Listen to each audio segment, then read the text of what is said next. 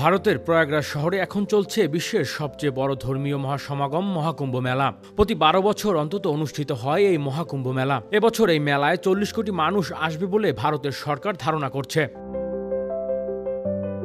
মকর সংক্রান্তির ঠিক একদিন আগে 13 জানুয়ারি মেলা শুরু হয়েছে।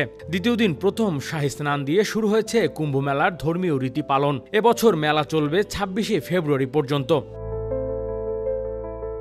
হিন্দু ধর্মীয় রীতি অনুযায়ী নাগা সন্ন্যাসীরাই প্রথম শাহী স্নান করার অধিকারী।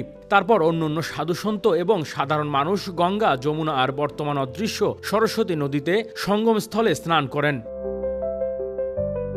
হিন্দু ধর্মাবলম্বীদের একাংশের বিশ্বাস অনুযায়ী কুম্ভমেলায় গিয়ে নদীতে নির্দিষ্ট সঙ্গমস্থলে স্নান করলে মোক্ষ লাভ করা যায়।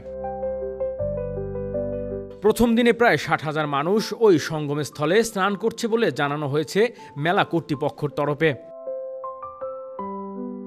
প্রয়াগরাজ শহর সহ গোটা উত্তরপ্রদেশ প্রশাসন ও মেলার জন্য যেমন আয়োজন করেছে নিজ খরচায় থাকার জন্য তাঁবু, তেমনই নানা বিলাসবহুল ব্যবস্থাও আছে, যার মধ্যে প্রতিদিনের ঘর ভাড়া 1 লাখ রুপি পর্যন্ত আছে।